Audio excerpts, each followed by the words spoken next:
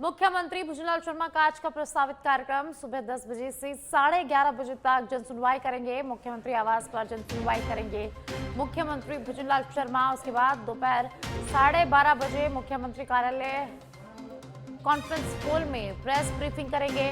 दोपहर 1:30 से 2:30 तक सरपंच संघ द्वारा मुख्यमंत्री का आभार कार्यक्रम होगा।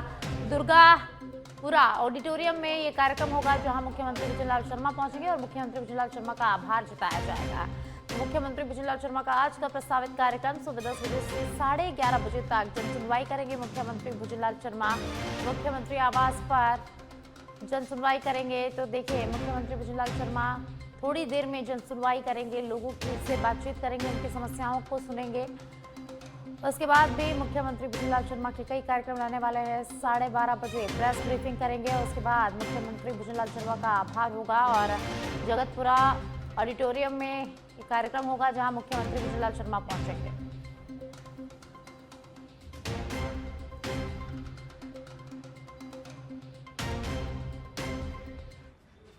जयपुर से खबर है, जहां पूर्व मंत्री हेम सिंह भड़ाना का निधन हो गया है। मुख्यमंत्री भुजनलाल शर्मा ने इस पर गहरा दुख जताया है। उन्होंने कहा कि ईश्वर से दिवंगत आत्मा की शांति के लिए उन्होंने प्रार्थना की है। परिजनों को दुख सहन करने की शक्ति दे ईश्वर। मुख्यमंत्री ने अस्पताल में भर्ती होने के दौरान भी उनसे कुशलक्षेम पूछी थी।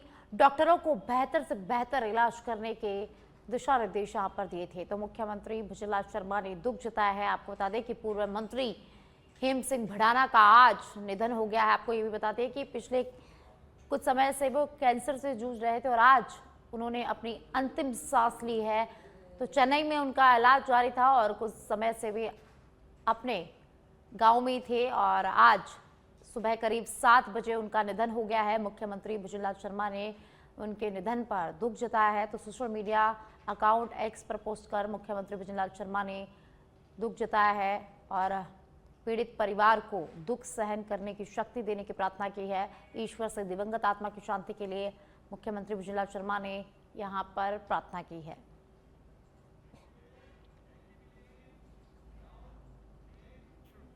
जयपुर से खबर है, जहां राजधानी के महेश नगर में अवैध हथियारों के खिलाफ बड़ा एक्शन लिया गया है। CIEU टीम में तैनात कांस्टेबल धर्मेंद्र को बड़ी सफलता यहां पर मिली है।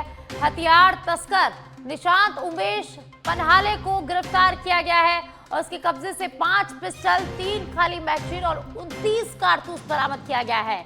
महाराष्ट्र के जिला अहमदनगर में के निर्मल नगर शेवगांव अहमदनगर थाना का निवासी है ये आरोपी। महेश नगर थाना क्षेत्र के सुल्तान नगर हाई टेंशन लाइट के पास सुलभ शौचालय के पास एक पूरी कार्रवाई की गई है, जहां से आरोपी को दबोचा गया है।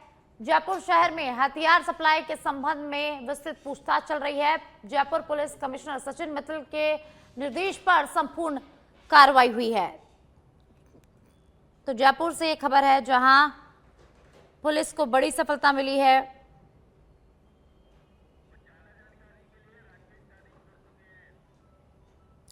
और ज्यादा जानकारी के लिए सहयोगी राकेश मेरे साथ जुड़ चुके हैं। राकेश, राजधानी के महेश नगर में अवैध हथियारों के खिलाफ बड़ा एक्शन लिया गया है, एक तस्कर को गिरफ्तार किया गया है, क्या कुछ अधिक जानकारी? देखिए, जयपुर पुलिस कमिश्नर सचिन मित्तल के निर्देश पर एक बड़ी कार्रवाई देखने को मिली है, जिसमें CIU टीम में तैनात कांस्टेबल धर्मेंद्र को सूचना मिली थी कि एक हथियार तस्कर महेश नगर थाना इलाके में घूम रहा है। इस सूचना पर महेश नगर थाना पुलिस और CIU टीम ने दबिश देकर जो तस्कर निशांत है उसको गिरफ्तार किया है, जिसके कब्जे से 5 पिस्टल, 2 खाली मैगजीन, 29 कारतूस बरामद किए। इससे अब पूछताछ की जा रही है कि ये जो अवैध हथियार कहाँ सप्लाई करने थे, इसके बारे में पूछताछ जारी है। जी बहुत बहुत शुक्रिया राकेश इस तमाम जानकारी के लिए।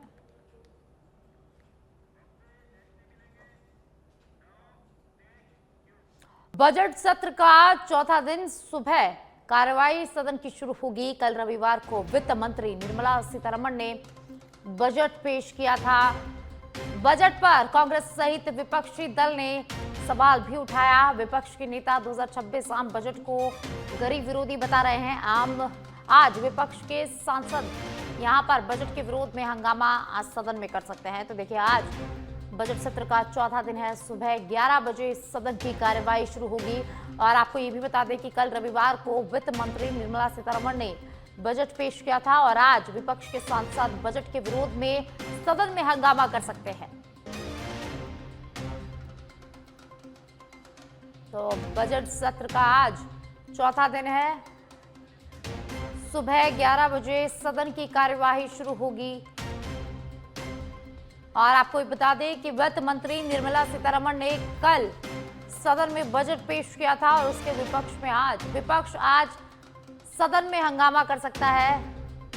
तो विपक्ष के नेता 2026 के बजट को आम विरोधी यहां पर बता रहे हैं और आज विपक्ष के सांसद बजट के विरोध में सदन में हंगामा कर सकते हैं।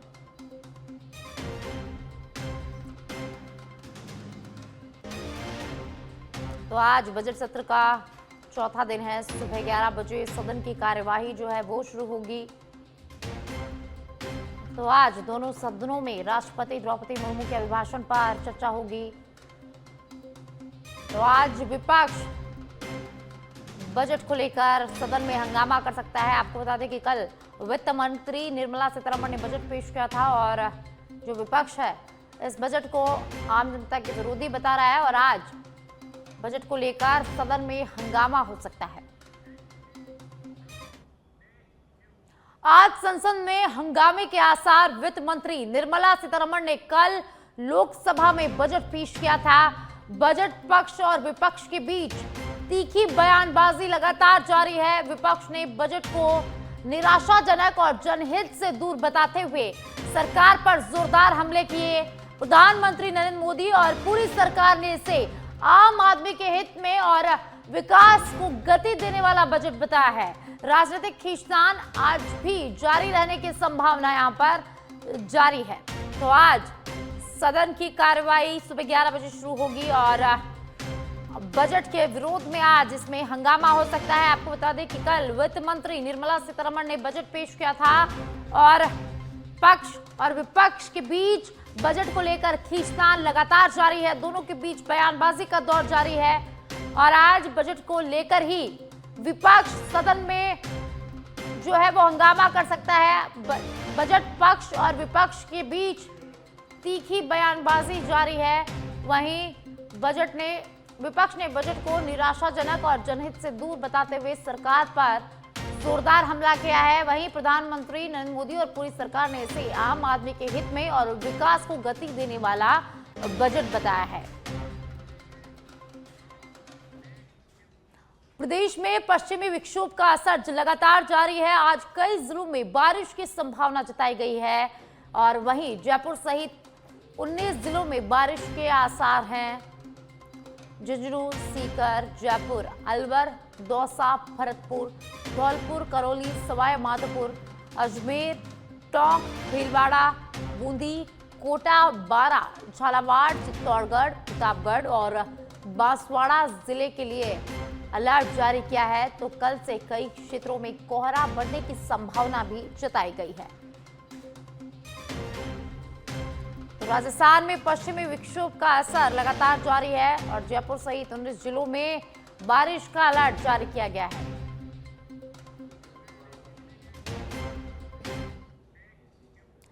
जयपुर से खबर है जहां राजस्थान कर्मचारी चयन बोर्ड से खबर सामने आई है। विभिन्न भर्ती परीक्षाओं की आवेदन प्रक्रिया जारी है। फॉरेस्ट भर्ती में अब तक 1,80,323 आवेदन भरे गए हैं। आवेदन भरने की अंतिम तिथि 4 फरवरी है। महिला पर्यवेक्षक में 46,651 आवेदन तिथि 5 फरवरी तक है। कृषि पर्यवेक्षक भर्ती में 69,030 आवेदन यहां पर भरे गए हैं और आवेदन की अंतिम तिथि 11 फरवरी है। लिपिक ग्रेड LL कनिष्ठ सहायक संयुक्त भर्ती में 2,07,154 आवेदन भरे गए हैं और 13 फरवरी आवेदन की अंतिम तिथि यहां पर तय की गई है। लैब असिस्टेंट भर्ती में 1,03,789 आवेदन भरे गए हैं और आवेदन भरने की अंतिम तिथि 25 फरवरी यहां पर रखी गई है। तो जयपुर से खबर, कर्मचारी चयन बोर्ड से ये खबर हम आपको बता रहे हैं, जहां विभिन्न भर्ती परीक्षाओं की आवेदन प्रक्रिया जारी है। फॉरेस्ट भर्ती में अब तक 1,80,323 आवेदन भरे जा चुके हैं और आवेदन भरने की अंतिम तिथि 4 फरवरी है।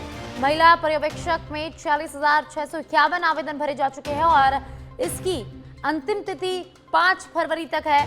कृषि पर्यवेक्षक भर्ती में 69,030 आवेदन भरे जा चुके हैं और आवेदन की अंतिम तिथि 11 फरवरी यहां पर रखी गई है। और एक और जयपुर से खबर है, जहां फायरमैन भर्ती 2021 शेष प्रोविजन परिणाम से संबंधित मामला। भर्ती के 120 पदों का अभी तक परिणाम नहीं आया है। अभ्यर्थियों ने सीएम भजनलाल शर्मा के नाम पत्र लिखा है। जल्द से जल्द शेष पदों पर परिणाम जारी करने की मांग रखी गई है। 600 पदों में से 480 पर 2023 में नियुक्ति के साथ ही 120 अभ्यर्थी आज भी इंतजार में हैं। 2021 से 2026 आ गया, लेकिन 120 पदों का रिजल्ट अब तक जारी नहीं हुआ है। बेरोजगार अभ्यर्थी लगातार न्याय की गुहार लगाते थक गए हैं। आए दिन कर्मचारी चयन बोर्ड पहुंचकर अभ्यर्थी परिणाम जारी करने की मांग कर रहे हैं।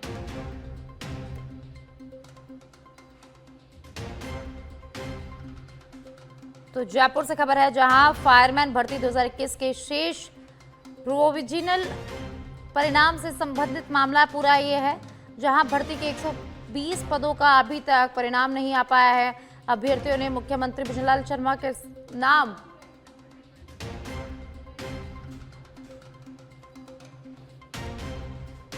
पत्र लिखा है और जल्द से जल्द शेष पदों पर परिणाम जारी करने की मांग की है। तो 600 पदों में से 480 पर 2023 में नियुक्ति हो चुकी है। 120 अभ्यर्थी जो हैं वो आज भी इंतजार में है रिजल्ट के। 2021 से 2026 आ गया है, लेकिन 120 पदों का रिजल्ट अभी तक जारी नहीं हुआ है। बेरोजगार अभ्यर्थी लगातार न्याय की गुहार लगाते थक गए हैं।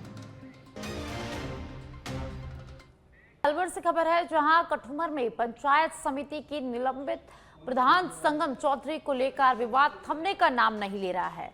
देर रात कठुमर पंचायत समिति सरपंच संघ के अध्यक्ष चोरमल जाटव के नेतृत्व में सरपंचों की बैठक आयोजित हुई, जिसमें मुख्यमंत्री, भाजपा प्रदेशाध्यक्ष और पंचायत राज मंत्री मदन दिलावर को पत्र लिखकर निलंबित प्रधान संगम चौधरी के खिलाफ कार्रवाई की मांग की गई है।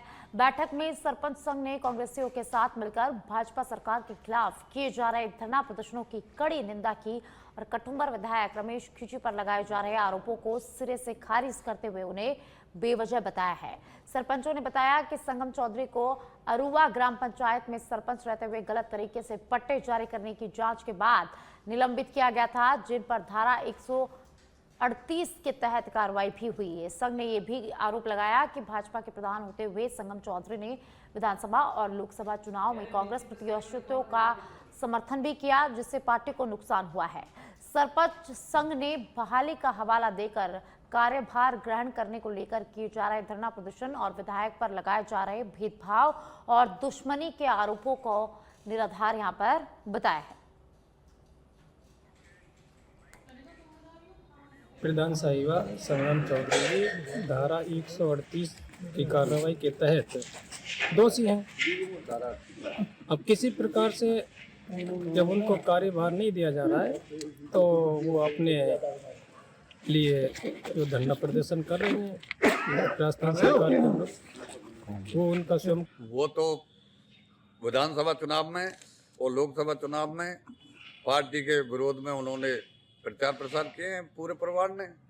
उसके उपलक्ष्य में, उसके विरोध में और 138 की जो कार्रवाई है पट्टे की, उसमें वो निलंबित हुई पड़ी हैं और वो पार्टी की गतिविधियों के खिलाफ कांग्रेसियों को लेकर के धरना प्रदर्शन कर रही हैं। वो सब कांग्रेस। और अब मध्य प्रदेश से खबर है, जहां सिवनी जिले के छपरा वन परिक्षेत्र अंतर्गत ग्राम भाड़ तेदनी में वन विभाग के कर्मचारियों पर एक आदिवासी महिला के ऊपर जानलेवा कीटनाशक दवा छिड़कने के गंभीर आरोप लगे हैं।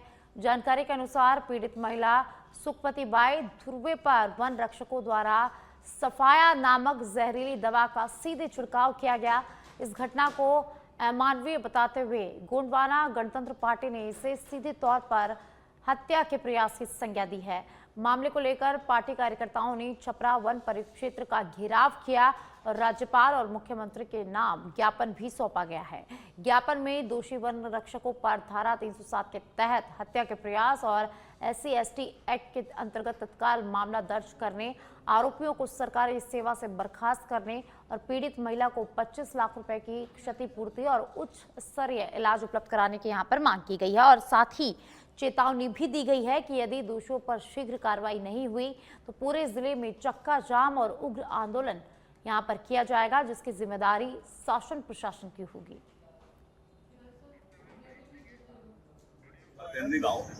उसमें उस पर जो अवैध तरीका से जो महिला के ऊपर जो नशीली जहरीली दवाई का छिड़काव किया हो, उनकी हालत बिगड़ गई थी और उसका उपचार जिला मुख्यालय अस्पताल में किया गया था और उससे जो उनका जान माल का जो नुकसान हुआ, जिस प्रकार से फॉरेस्ट विभाग के कर्मचारी के द्वारा उन पर जो दवा का छिड़काव किया गया था, तो उसमें वाकई में निंदनीय है। उन्होंने जो काम किया कृत्य किया वो हमारे लिए अच्छा नहीं था, इसलिए हमने आंदोलन किया और आंदोलन करने के बावजूद भी यहाँ पर जो फॉरेस्ट विभाग के द्वारा उनको निष्कासित किया गया है, उनको खत्म किया गया है, तो उससे हम लोग संतुष्ट नहीं रहे। उनके ऊपर भी एक कर्मचारी और है और वहाँ पर जो भी लोग उस दवा छिड़काव में गए थे, वहाँ शायद मेरी जानकारी में है कि 150 से ज़्यादा लोग वहाँ पर उपस्थित थे। तो मैं भी चाहता हूँ कि अगर 150 लोगों की मंशा के अनुसार अगर एक महिला को क्षति पहुँचाने का कृत्य किया गया है तो पहाड़ केंद्रीय ग्राम में एक अतिक्रमण हटाने के दौरान कुछ कार्रवाई की गई वन विभाग द्वारा। उसके संबंध में वाला गणपति पार्टी द्वारा एक धरना प्रदर्शन आयोजित किया गया था, जिसमें उनके द्वारा जो भी मांगे की गई उस संबंध में ज्ञापन भी दिया गया है और इसलिए जो ज्ञापन संबंधित अधिकारी द्वारा घोषित कर दिया गया है और जो भी वैधानिक कार्रवाई है उसे कर दिया। उस संबंध में क्या कार्रवाई की गई सर? चूँकि वन विभाग का मैटर है, दोषी अधिकारियों के विरुद्ध कार्रवाई की मांग की गई और आओ मध्य प्रदेश के इंदौर से खबर है, जहां केंद्रीय बजट को लेकर प्रतिक्रियाएं सामने आ रही है। मध्य प्रदेश के मुख्यमंत्री डॉक्टर मोहन यादव ने बजट का स्वागत करते हुए इसे प्रदेश के लिए बड़ी सौगात बताया है। सीएम मोहन यादव ने कहा कि केंद्रीय वित्त मंत्री निर्मला सीतारमण ने मध्य प्रदेश के लिए बजट का पिटारा खोला है और केंद्र सरकार ने राज्य को 1,40,000 करोड़ रुपए देने की घोषणा की है। इससे प्रदेश में बड़े पैमाने पर रोजगार के नए अवसर पैदा होंगे। मुख्यमंत्री ने कहा कि बजट में छोटे करदाताओं को बड़ी राहत दी गई है, जिससे आम जनता को लाभ मिलेगा। उन्होंने बताया कि इस बजट से मालवा निमाड़ क्षेत्र को विशेष फायदा होगा। सीएम ने कहा कि बजट में गरीब, युवा, किसान और महिलाओं पर खास ध्यान रखा गया है और इसका उद्देश्य भारत को एक विकसित देश बनाना है।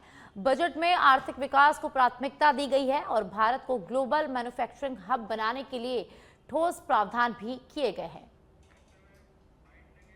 माननीय प्रधानमंत्री जी को, माननीय वित्त मंत्री जी को बधाई देना चाहूँगा। खास करके पर्यटन स्थलों पर हजारों गाइड रख करके रोजगार के नए मार्ग को ढूंढने का प्रयास किया गया है। आर्कियोलॉजी की दृष्टि से, पुरातत्व की दृष्टि से जो रिजर्व स्थान है उनको भी टूरिज्म की दृष्टि से खोलने का जो निर्णय किया गया है, इससे हमारी प्राचीन विरासत को भी लोग जानने समझने के लिए अवसर लेंगे और ऐसे में विदेशी पर्यटकों को लाने के लिए 2% टैक्स की कमी करते हुए उनके लिए जो विशेष सौगात दी, जिसके आधार पर वैश्विक स्तर पर टूरिज्म के सेक्टर में भारत का स्थान और बढ़ेगा। जिला अस्पतालों को अपग्रेड करने का निर्णय किया है। इनकम टैक्स के में छोटे करदाताओं के लिए प्रक्रिया आसान की है। राजकोषीय घाटे का 4.3% का लक्ष्य मध्य प्रदेश की दिशा में निश्चित रूप से हमको लाभकारी होगा। राज्यों के लिए मध्य प्रदेश के लिए 1,40,000 करोड़ का अनुदान रखा है, जिसमें मध्य प्रदेश को भी राज्यों के लिए 1,40,000 करोड़ का। और अब मध्य प्रदेश के भिंड से खबर है, जहां भिंड में अपराधियों के हौसले बुलंद नजर आ रहे हैं। जहां फ्री में शराब की बोतल न देने पर दबंगों ने शराब ठेके पर फायरिंग कर दी। घटना में शराब ठेके का सेल्समैन गोली लगने से घायल हो गया है। मामला अटेर थाना क्षेत्र अंतर्गत प्रतापपुरा स्थित अंग्रेजी शराब ठेके का है, जहां बीती रात 2 दबंगों ने पिस्टल निकालकर फायरिंग शुरू कर दी। बताया जा रहा है कि एक दिन पहले 4 दबंग कार में सवार होकर ठेके पर पहुंचे थे और ब्लेंडेड शराब की बोतल फ्री में मांग रहे थे। सेल्समैन द्वारा रुपए मांगने पर दबंग आग बबूला हो गए और गाली गलौज के साथ ठेके के गेट के लाते भी यहां पर उन्होंने मारी। अगले दिन उसी विवाद के बाद 2 दबंग दोबारा ठेके पर पहुंचे और फायरिंग कर दी, जिसमें सेल्समैन घायल हो गया है। घायल सेल्समैन ने डायल 112 पर सूचना दी, जिसके बाद मौके पर पहुंचे पुलिस ने उसे तुरंत इलाज के लिए जिला भिंड अस्पताल पहुंचाया। फिलहाल जिला अस्पताल में घायल का इलाज जारी है और अटेर पुलिस पूरे मामले की जांच में जुट गई है। ब्लेंडर की बोतल मांगी, हमने उनसे पैसे मांगे, लेकिन उन्होंने पैसे देने से इनकार किया। फिर हमारे गेट में लातें मारी बहुत जोर से, गाली गलौज की। फिर उसके बाद गाली गलौज की, तब तो हमको मौका नहीं मिला, लेकिन फिर और साथी उसको ले जाके गाड़ी में बैठाल दिए, तब हमको थोड़ा मौका मिला, हमने वीडियो बना ली। फिर गाली गलौज के दे रहा है। ये करीबन परसों की बात है, 9:35 के समथिंग। कल क्या मामला हुआ? ओ सर, कल भी हम दुकान पर थे, अकेले ही थे। जे अर्पित कांकर और भूरे अंगदपुरा का भदौरिया, जे दोनों आए सर, इन्होंने सीधी पिस्टल निकाली और सीधी पिस्टल गोली मार दी हमारे सीधी। कितने बजे की घटना? जे 9:18 पे वो रिकॉर्डिंग में फुटेज में 9:18 आ रही सर। और इसी बीच जोधपुर से बड़ी खबर सामने आ रही है, जहां अब हरी मिर्च में ड्रग्स की तस्करों ने ड्रग्स का नया तरीका अपनाया है। ड्रग्स तस्करी का यहां पर नया जो तरीका है वो सामने आया है। हरी मिर्च काटकर अंदर छुपाई गई एमडी और स्मैक की पुड़िया निजी बसों में पार्सल के नाम पर ये ड्रग्स भेजी जा रही थी। जोधपुर से हैदराबाद जाने वाली बस में खुलासा हुआ है। बस चालक को संदिग्ध ये पार्सल लगा, खोलकर देखा तो होश उड़ गए उसके।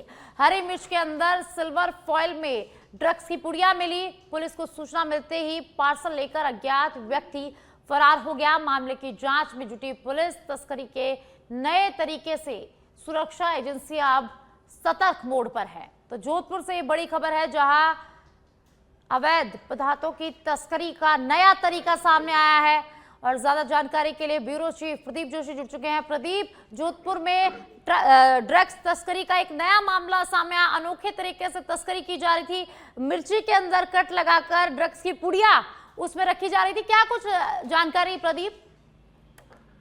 जी साक्षी, अवश्य जिस तरह से ड्रग माफिया सक्रिय होता नजर आ रहा है और उसी के अंदर जिस ड्रग माफिया द्वारा हरी मिर्ची जो सब्जी है, खाने की सब्जी के अंदर जो तस्करी है, उस तस्करी का नया तरीका अपना गया है। मिर्ची की कटिंग की गई है और कटिंग करके उसके अंदर छोटी एमडी की पुड़िया, जिसे अभी युवाओं में काफी इसका चलन है एमडी का नशा करने का, उसी एमडी की पुड़िया को एक निजी बस के अंदर पार्सल के माध्यम से भिजवाया जा रहा था। ड्रग्स जो है जोधपुर से हैदराबाद जाने वाली जो गाड़ी थी, उसी गाड़ी के अंदर भिजवाया जाना था, लेकिन किसी संदिग्ध व्यक्ति ने जैसे इस पार्सल को लिया और जानकारी लगी, उसके बाद में नारकोटिक्स ब्यूरो की टीम भी सक्रिय हुई है। और सक्रिय होने हरी मिर्ची के अंदर जो सिल्वर की फॉइल जो नजर आ रही है इस वक्त, जो आप वीडियो देख रहे हैं, मेरे दर्शक वीडियो देख रहे हैं, जो सिल्वर फॉइल है, उस सिल्वर फॉइल के अंदर ड्रग्स की पुड़िया डाली हुई है और इस पुड़िया को हैदराबाद तक पहुंचाया जा रहा था। अमूमन इस तरह की घटनाएं कम होती है, लेकिन एक नया तरीका जो ड्रग्स माफिया है उनके द्वारा इजाद किया गया है। उसी को लेकर नारकोटिक्स ब्यूरो ने भी अपील की है कि इस तरह के अगर मामले जब सामने आते हैं तो नारकोटिक्स विभाग के जो टोल फ्री नंबर है उस पर सूचित करें। जी बहुत बहुत शुक्रिया प्रदीप इस तमाम जानकारी के लिए। तो जोधपुर से ये खबर सामने आई है, जहां तस्करों ने ड्रग्स तस्करी का अनोखा तरीका ढूंढा है। इन्होंने अनोखे तरीके से ड्रग्स जो है वो सप्लाई करने की कोशिश की। हरे मिर्च के अंदर एमडी छिपाई, मिर्च के अंदर जो है वो एमडी और स्मैक की पुड़िया डाल करके कुछ स्मगलर ये ऐसा गलत प्रयास कर रहे हैं कि यहाँ से हैदराबाद वगैरह और ये जो भेजते हैं। और इसमें जैसे ही हमारे पास कल सूचना मिली और उसका वीडियो भी मिला है, तो मेरी जनमानस से अपील है कि इस समय चाहे पुलिस हो, एनसीबी हो, डीआरआई हो और जो भी एजेंसियां एएनटीएफ वगैरह सारा जो एक प्रयास करते हैं, तो उसमें मेरा निवेदन है कि जो हमारी नारकोटिक कंट्रोल ब्यूरो की मानस हेल्पलाइन है 1933, उसके ऊपर आप जरूर सूचना दें। ऐसा जहां कहीं पे भी लगे आपको, चाहे वो पार्सल घर हो, चाहे वो कोरियर वाला हो या कोई मतलब ये जो प्राइवेट डिलीवरी वगैरह का जो काम करते हैं, क्योंकि हमें